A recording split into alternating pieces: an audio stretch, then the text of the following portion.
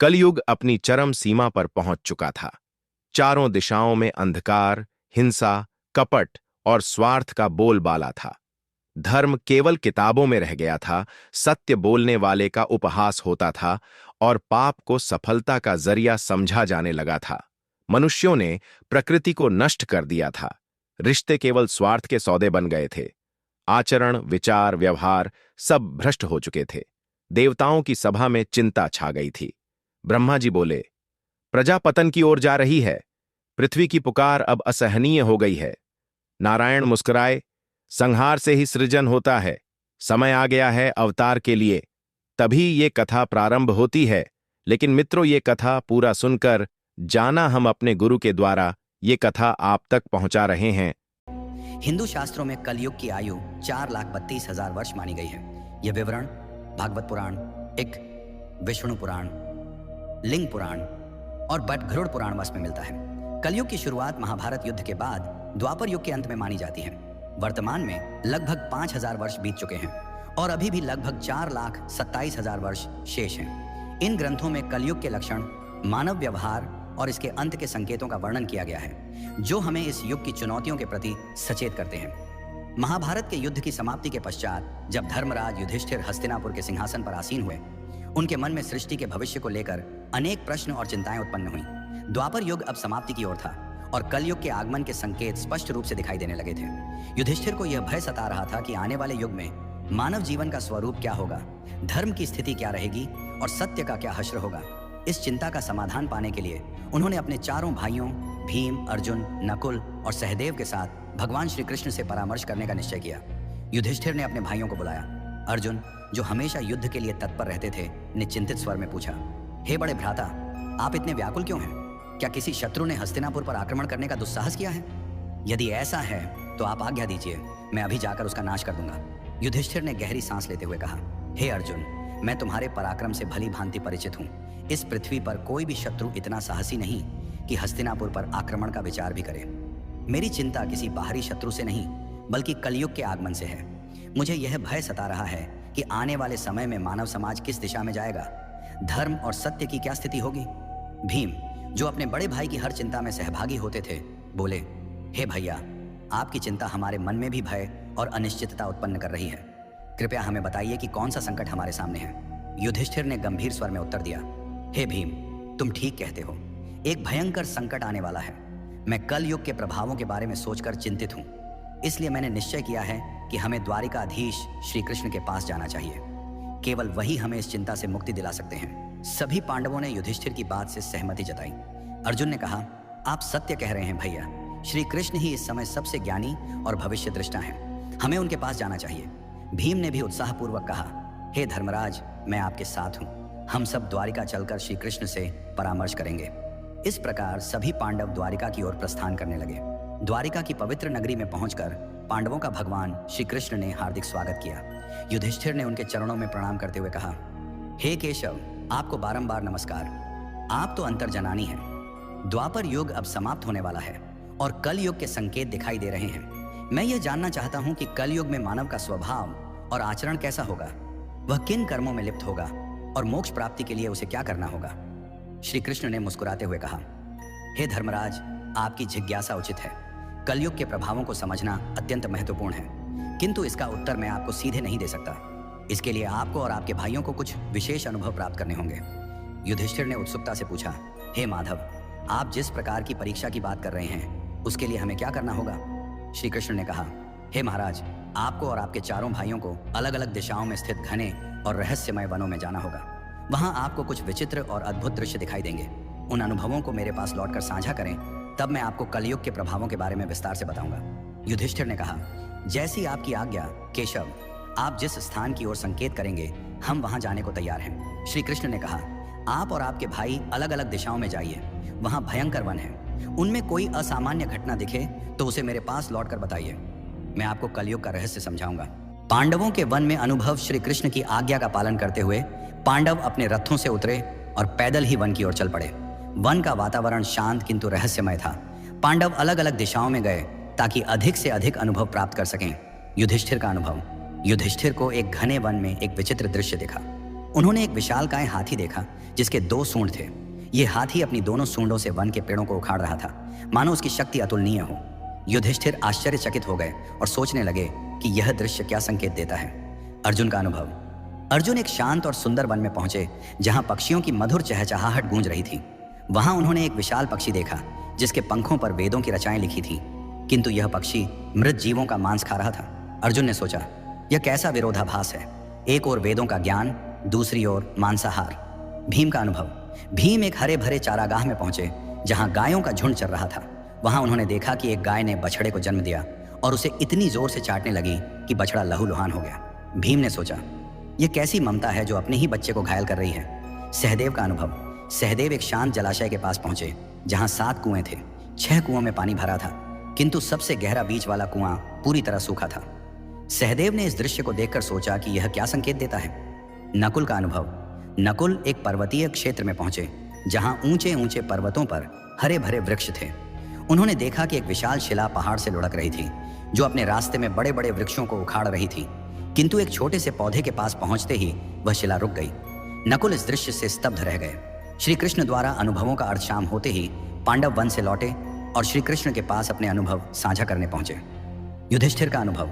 युधिष्ठिर ने कहा, हे प्रभु, मैंने 1-2 सूंडों वाला हाथी देखा।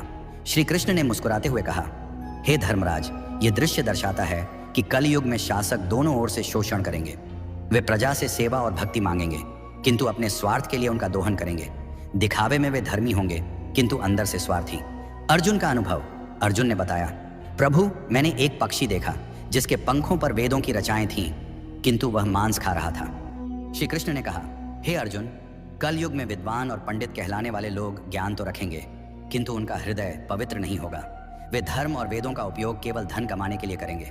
भीम का अनुभव। भीम ने कहा, प्रभु, मैंने एक गाय को अपने बछड़े को इतना चाटते देखा कि वह घायल हो गया।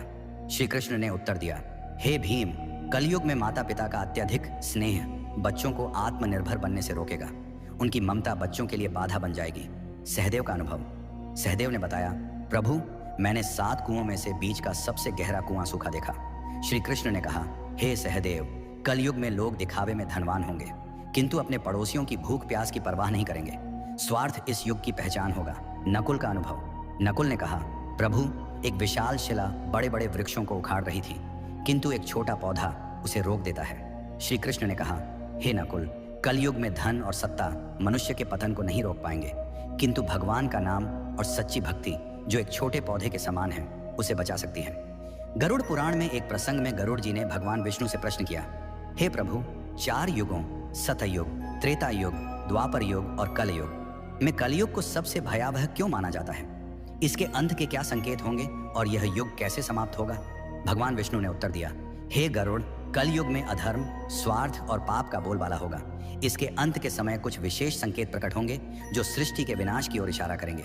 आइए इन 5 प्रमुख संकेतों को एक एक करके विस्तार से समझते हैं। 1. मानव आयु का ह्रास। कल युग के अंत में मानव जीवन की आयु अत्यंत कम होकर मात्र 20 वर्ष रह जाएगी। लोग 12 वर्ष की आयु में ही वृद्धावस्था के लक्षण दिखाने लगेंगे। उनके बाल सफेद हो जाएंगे, चेहरों पर झुर्रियां पड़ जाएंगी और शरीर कमजोर व रोगग्रस्त हो जाएगा। यह शारीरिक पतन मानव की जीवन शैली और नैतिकता के ह्रास का परिणाम होगा। लोग अस्वास्थ्यकर भोजन, अनियमित दिनचर्या और तनावग्रस्त जीवन जीने के कारण शारीरिक और मानसिक रूप से कमजोर हो जाएंगे। स्त्रियां 8 से 9 वर्ष की अल्पायु में ही संतान को जन्म देने लगेंगी, लेकिन उनकी शारीरिक स्थिति इतनी कमजोर होगी कि वे बच्चों का पालन पोषण ठीक से नहीं कर पाएंगी। बच्चे कुपोषण और कमजोरी के शिकार होंगे, जिससे समाज में अस्वस्थ और कमजोर पीढ़ियां उत्पन्न होंगी। इस कारण पारिवारिक और सामाजिक संरचना पूरी तरह चरमरा जाएगी। लोग अपनी भौतिक आवश्यकताओं की पूर्ति में इतने व्यस्त रहेंगे कि परिवार और रिश्तों के प्रति उदासीन हो जाएंगे। यह संकेत कलयुग के उस दौर को दर्शाता है जहां मानव की शारीरिक और मानसिक शक्ति का पूर्ण ह्रास हो जाएगा। समाज में अव्यवस्था, अशांति और अराजकता का बोलबाला होगा। लोग एक दूसरे के प्रति प्रेम और विश्वास खो देंगे और स्वार्थ ही जीवन का आधार बन जाएगा। यह स्थिति हमें चेतावनी देती है कि शारीरिक और मानसिक स्वास्थ्य को बनाए रखने के लिए संतुलित जीवन शैली और नैतिकता का पालन आवश्यक है। तो पतिव्रता स्त्रियों का लोप। कलयुग के अंत में नैतिकता और धर्म का इतना ह्रास हो जाएगा कि पतिव्रता स्त्रियां लगभग लुप्त हो जाएंगी। एक स्त्री कई पुरुषों के साथ संबंध स्थापित करेगी, जो सामाजिक और नैतिक पतन का स्पष्ट संकेत होगा। लोग धार्मिक कार्यों जैसे पूजा पाठ, श्राद्ध, अंतिम संस्कार और विवाह जैसे संस्कारों को पूरी तरह त्याग देंगे। जल की कमी के कारण लोग स्नान करना बंद कर देंगे, जिससे शारीरिक और आध्यात्मिक शुद्धता नष्ट हो जाएगी। भोजन में मांसाहार का प्रभुत्व होगा और सात्विक भोजन जैसे फल, सब्जियां और अनाज दुर्लभ हो जाएंगे। लोग चमकीले, तंग और भड़कीले वस्त्र पहनेंगे, जो उनकी भौतिकता और आध्यात्मिकता से दूरी को दर्शाएंगे। समाज में स्वार्थ, लालच और छल कपट का बोलबाला होगा। रिश्तों में विश्वास की कमी हो जाएगी और लोग केवल अपनी सुख सुविधाओं के लिए जिएंगे। यह संकेत समाज में नैतिकता के पतन और रिश्तों के टूटने की स्थिति को दर्शाता है। लोग धर्म और कर्तव्यों से विमुख होकर केवल सांसारिक सुखों की तलाश में रहेंगे। यह स्थिति सामाजिक अविश्वास, अशांति और अनैतिकता को बढ़ावा देगी। गरुड़ पुराण हमें सिखाता है कि धर्म और नैतिकता का पालन ही समाज को स्थिर और सौहार्दपूर्ण बनाए रख सकता है। 3. वृक्षों का फलहीन होना। कलयुग के अंत में प्रकृति का भीषण विनाश होगा। वृक्ष फल और फूल देना बंद कर देंगे और केवल शमी वृक्ष ही जीवित रहेंगे। लोग शाकाहार को पूरी तरह त्याग देंगे और मांसाहार पर निर्भर हो जाएंगे। भोजन तामसिक और रोगकारी होगा, जिससे लोग कम उम्र में ही बीमारियों का शिकार हो जाएंगे। गायों की पूजा बंद हो जाएगी और उन्हें केवल दूध और मांस के लिए पाला जाएगा। यह संकेत प्रकृति के प्रति मानव की लापरवाही और अंधाधुंध दोहन का परिणाम है। वनों की कटाई, पर्यावरण प्रदूषण और प्राकृतिक संसाधनों के दुरुपयोग के कारण प्रकृति का संतुलन बिगड़ जाएगा। वृक्षों का फलहीन होना और प्राकृतिक संसाधनों का ह्रास पर्यावरणीय असंतुलन को और गहरा कर देगा। समाज में भोजन की कमी के कारण लोग भूख और कुपोषण से ग्रस्त होंगे। यह स्थिति हमें पर्यावरण संरक्षण और प्रकृति के प्रति सम्मान की महत्ता सिखाती है। 4. अल्पवृष्टि। कलयुग के अंत में वर्षा अत्यंत कम हो जाएगी। खेतों में अनाज का उत्पादन बंद हो जाएगा और जो थोड़ा बहुत अनाज होगा वह छोटा, रसहीन और पौष्टिकता से रहित होगा। फलों में रस का अभाव हो जाएगा, जिससे लोग भूख और प्यास से तड़पने लगेंगे। केवल बकरियों का दूध ही उपलब्ध होगा, जो प्राकृतिक संसाधनों की कमी को दर्शाता है। यह स्थिति सामाजिक और आर्थिक संकट को और गहरा कर देगी। लोग जीवन की मूलभूत आवश्यकताओं जैसे भोजन और जल के लिए संघर्ष करेंगे। खेती और कृषि कार्य पूरी तरह ठप हो जाएंगे, जिससे समाज में भुखमरी, अशांति और हिंसा बढ़ेगी। यह संकेत पर्यावरणीय विनाश और मानव की लापरवाही का परिणाम है, जो हमें प्रकृति के संरक्षण और संतुलित जीवन की आवश्यकता की याद दिलाता है। कलयुग के अंत का सबसे भयावह संकेत होगा 7 सूर्यों का उदय। भगवान विष्णु सूर्य की किरणों में विराजमान होकर पृथ्वी का सारा जल सोख लेंगे। 7 सूर्यों की तीव्र गर्मी से संपूर्ण सृष्टि जलकर राख हो जाएगी। इसके बाद भगवान विष्णु रुद्र रूप में मेघ उत्पन्न करेंगे, जो 100 वर्षों तक निरंतर भयंकर वर्षा करेंगे। यह वर्षा सृष्टि को जलमग्न कर देगी और संपूर्ण संसार का अंत हो जाएगा। यह प्रलय सृष्टि के चक्र का एक हिस्सा है, जो संहार के बाद नई शुरुआत की ओर ले जाता है। जब पाप और अधर्म अपनी चरम सीमा पर पहुंच जाएंगे, तब सृष्टि का अंत अनिवार्य हो जाएगा। यह संकेत हमें सिखाता है कि सृष्टि का प्रत्येक चक्र एक नई शुरुआत का मार्ग प्रशस्त करता है और धर्म का पालन ही हमें इस चक्र में सकारात्मक योगदान